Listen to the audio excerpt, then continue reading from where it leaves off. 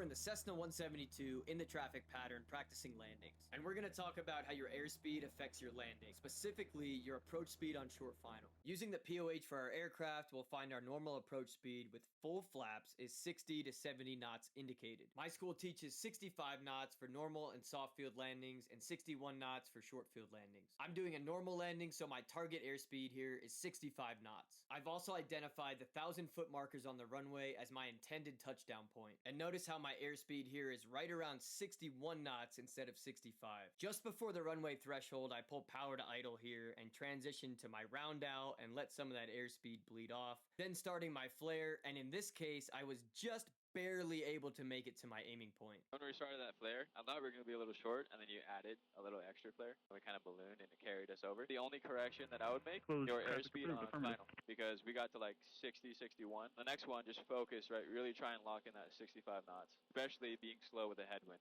Because that could cause you to be short. So I made another lap in the traffic pattern and lined up on final for the same runway for another attempt. And of course, in an effort to not be too slow, I overcorrected and this time came in with too much airspeed. As you can see here, my airspeed on short final is now 67 knots instead of that 65 that we wanted. So now because of that, this time when I pull power, I begin my round out, enter into ground effect. It's gonna take a little bit longer to bleed off that airspeed. And so we're floating a little bit here right past my intended point and end up actually touching down on the runway well beyond where I wanted to.